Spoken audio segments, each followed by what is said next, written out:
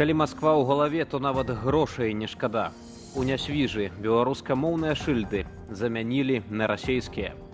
Як патлумачыў старшыня мясцовага райвыканкаму Александр Ломскі, нашу мову прыбралі, цытата, «для зручнасці турыстаў». Адметна, што сам чыноўнік нарадзіўся ў вёсцы па-суседску і размаўляе па-расейску з адчувальным акцэнтам. Вітаю, шаноўнае спадарства, з вамі Віталь Ціўчык, і вось што сёння ў аб'ектыве. Усё больш расійскіх дронаў у Беларусі, адразу 8 шагадаў, адзін даляцеў да Наваградку.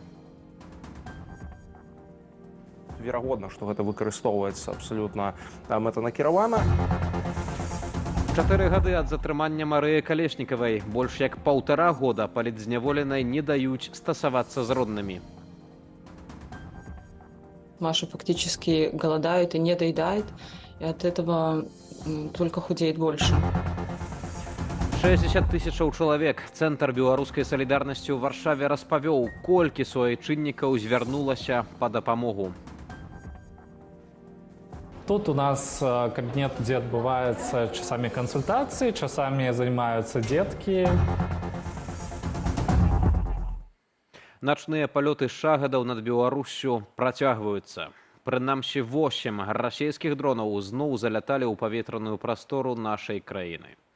Пра гэта паведаміў маніторынгавы праект «Беларускі гаюн». Што рабіць у сітуацыях, калі ў небе беспілотнікі з выбухоўкаю? Як ратаваць сябе і сваіх блізкіх? Алесь Яшченко. Дзясяткі расійскіх шагадаў уначы атакавалі ўкраіну. Некаторыя з іх заляцелі ў Беларусь. Як паведамляе праект «Беларускі гаюн», уначы ў паветраную прастору нашай краіны ўваходзілі прынамсі 7 дронаў камікадзе. І ўпершыню адзін выведчы расійскі беспілотнік тыпу «Сюперкэм». Большасць з іх вярнуліся ва ўкраіну. Адзін з дронаў заляцеў у Берасцейскую вобласць у ваколіцах Пінску і працягнуў рухацца на поўнач, даляцеўшы да Карэлічаў і Наваградку. Інфармацыі пра яго далейшы лёс няма. Цягам ночы ў небе працавала авіяцыя, знищальники и вертолеты. Мое такое личное предположение, что вполне возможно какая-то неизвестная нам сторона, я не буду утверждать, что это Украина, обладает или тестирует мощный, сверхмощный рэп или какую-то другую систему подавления, которая просто-таки банально перехватывает управление этим беспилотником и отправляет его в совершенно другую сторону. Таксама сярод аналітыкаў папулярная наступная версія. Расейцы адмыслова адводзяць свае шагады ў Беларусь, каб украінскія сілы паветранай абароны іх не збівалі. Верагодна, што гэта выкарыстоўваецца абсалютна мэтанакіравана, але з другога боку таксама можна пабачыць пэўныя прызнакі таго, што гэтыя шахеды губляюцца проста і самі аператары губляюць над імі кіраванне. Уначы на 5 верасня 2 з 8 шагадаў, што апынуліся ў беларускім небе, збілі. Были такие хлопки, но послабее прям. А з кепкі аднаго з іх упалі ў гомлі на будынак складу. Узнік пажар. Што ж рабіць у падобных небяспечных ситуациях? Моя большая рекомендация для граждан Республики Беларусь, которые слышат сигнал воздушной тревоги.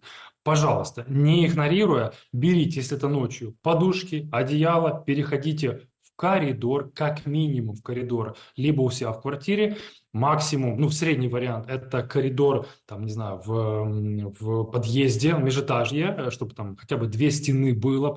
Што праўда, 5 верасня гомельцы паветранай трывогі не пачулі. Пасля прапаганда апраўдвалася, маўляў, трывогі не было, бо вайскоўцы ўсё кантралявалі. Алесь Яшченко, Белсат. Іран перадаў Расіі балістычныя ракеты, паведамляюць заходнія медыі. Выданне Wall Street Journal са спасылкай на свае крыніцы сцвярджае, што Масква ўжо атрымала гэтую зброю. Газета The Times піша, што Тэгеран аддаў 200 балістычных ракетаў. Паводле ранейшай публікацыі агенцтва Reuters гаворка можа ісці пра Фатх-360. Гэтая сістэма запускае ракеты з максімальнай далёкасцю 120 кіламетраў і боегалоўкай вагой 150 кілаграмаў. Пастаяннае прадстаўніцтва Ірану пры ААН адмаўляе факт перадачы ракетаў. Пры гэтым расейцы ўжо 2 гады выкарыстоўваюць для атак на Украіну беспілотнікі «Шахед» іранскай вытворчасці, што ўсё часцей залятаюць у паветраную прастору Беларусі. Цікавыя фармулёўкі, якія адлюстроўваюць сутнасць. Цэнтр выбаркам рыхтуецца да, цытата, «выбарчай кампаніі прэзідэнта». Старшыня камісіі Ігор Карпенко распавёў, што арганізатараў выбараў рыхтуюць на аснове акадэміі кіравання пры Лукашэнку. Таксама чыноўнік расказаў, у Гомлі адкрылі курсы для будучых чальцоў выбарчых камісіяў. Раней ініцыятыва «Белпол» са спасылкай на свае крыніцы інфармавала, рэжым плануе арганізаваць выбары на Дзень савецкай арміі 23 лютага 2025 года. То бок за 7 месяцаў да фармальнага заканчэння паўнамоцтваў, якія ўзурпатар узяў сам сабе ў 2020 годзе.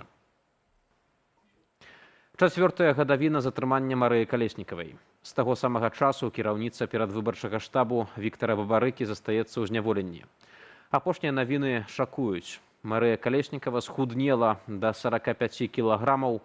Перадачы да яе не даходзяць, а магчымасць купіць нешта ў турэмнай краме моцна абмежаваная. Ян Федарович працягне.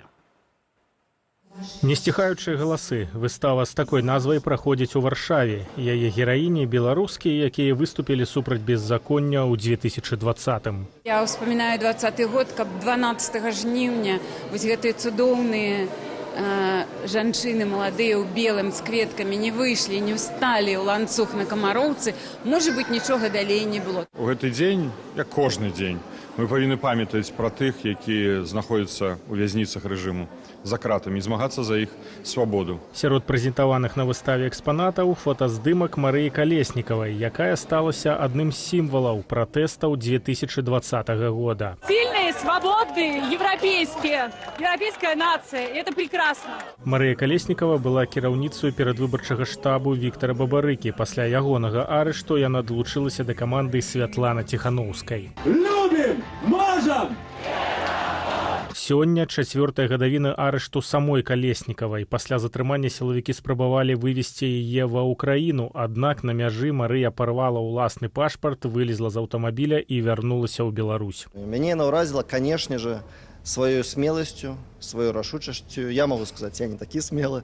Да, я калі глядзеў на гэтага моцнага чалавека, які ідзе і вакол якога адчуваецца гэта энергетыка, як гэты чалавек гэтай энергетыкай зараджае людзей навокал, гэта, канешне, ўражвае. Марыю Калеснікаву прысудзілі да 11 гадоў зняволення. Згодна з праваабаронцамі, яе неаднаразова змяшчалі ў штрафны ізалятар, а іншых зняволеных каралі і караюць за камунікацыю з ёю. За кратамі Марыя моцна схуднела. Са спасылкаю на свае крыніцы кажа ейная сястра Таццяна Хоміч. Калеснікавай не даюць камунікаваць з роднымі больш за 1,5 года, з леташняга лютага. Были такие случаи, что ей приносили письма от кого-то, но ей не давали их, а просто рвали у нее на глазах.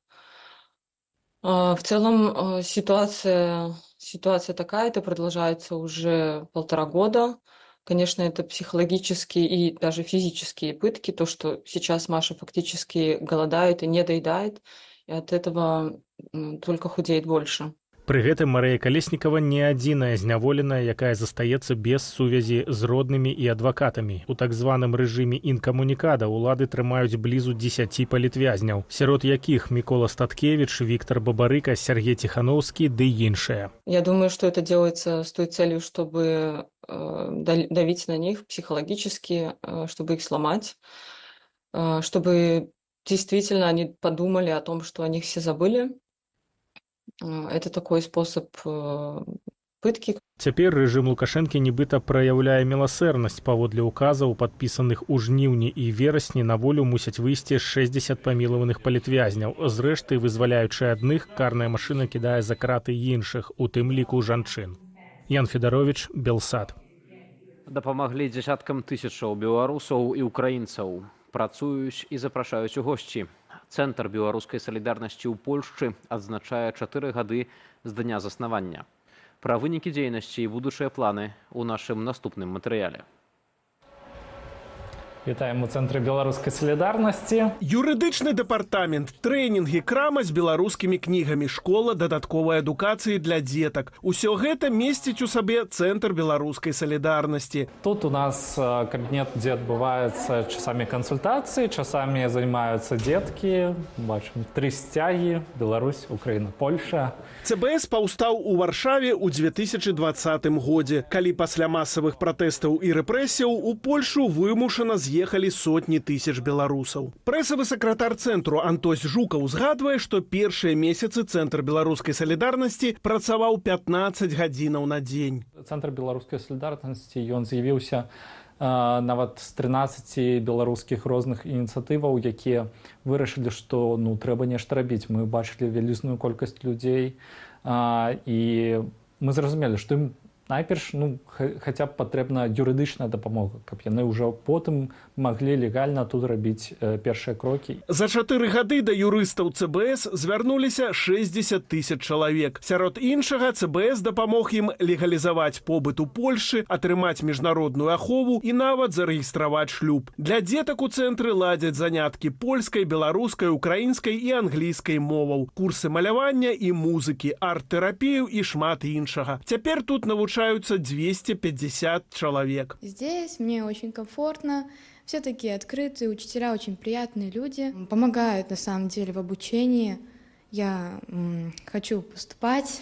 Вот, не знаю, может, что-то связано с художеством. Дапамагае ЦБС не толькі беларусам, але і украінцам, якія масава выехалі ў Польшу пасля поўнамаштабнага ўварвання Расіі ва Ўкраіну. Калі ты выязджаеш, я думаю, усім, на жаль, цяпер вядомае пачуццё, калі мы страцілі дом. І калі я прыйшла сюды, у ЦБС, у мяне было такое пачуццё, што я яго знайшла. І ў мяне такая, ведаеце, палёгка. І зрабілася так добра, я ўдома. Юрыдычныя кансультацыі і наведванне школы бясплатныя, таму Цэнтр беларускай салідарнасці заўсёды вітае дапамогу, каб працягваць сваю працу. Можна зрабіць проста донат, напрыклад, зайсці на нашу старонку, там ёсць рэквізіты, усе гэта грошы пойдуць на дзейнасць, напрыклад, нашай школкі, закуп розных канцылярскіх тавараў для дзетак.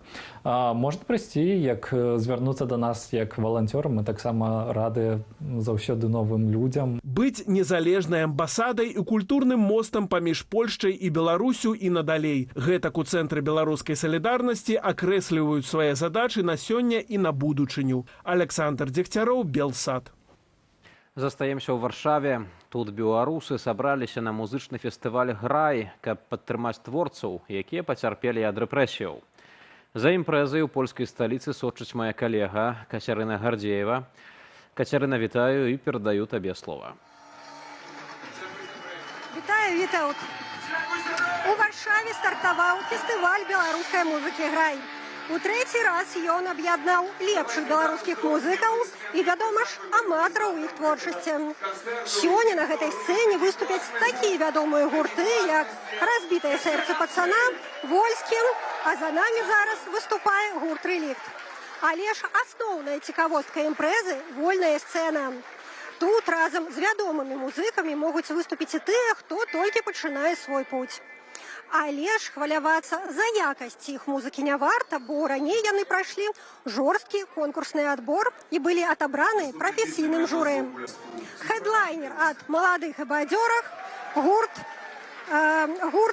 «Курвадзікі».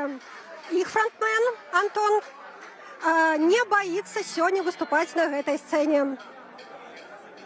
Гэта было даволі цікава. Мы вярталіся з фестывалю Валецка, дзе гралі складам іншым, гралі як сястразу, і трэба было гнаць адразу сюды на Варшаву, каб прыняць удзел у конкурсе. Мы прыехалі адразу з колаў, адразу на сцэну, адыгралі мерапрыемства, і падаецца, ўсё атрымалася. То бок мы зараз адчыняем афіцыйную асноўную частку фестываля «Грай». Гэта супер, гэта круто.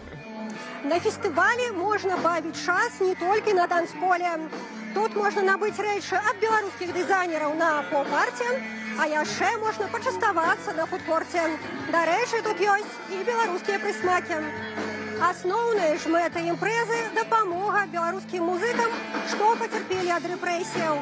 Арганізатары абяцаюць перавесці частку сродкаў, якія будуць сабраныя сёння, на дапамогу творцам. Студыя. Дзякуй вялікі за гэтую інфармацыю. А з намі на сувязі была Кацярына Гардзеева, якая сочыць за фэстам «Грай» у польскай сталіцы. Спадарства, лета нібыта не хоча адступаць. Сіноптыкі абвесцілі чырвоны ўзровень небяспекі на найбліжэйшыя 4 дні, аж да аўторка. Прычына – высокая тэмпература, а на Магілёўшчыне і Гомельшчыне – рызыка ўзнікнення пажараў. Заклікаем да здаровай асцярожнасці і мы. З вами быў Вітаўт Ціўчык. Добрага вечара.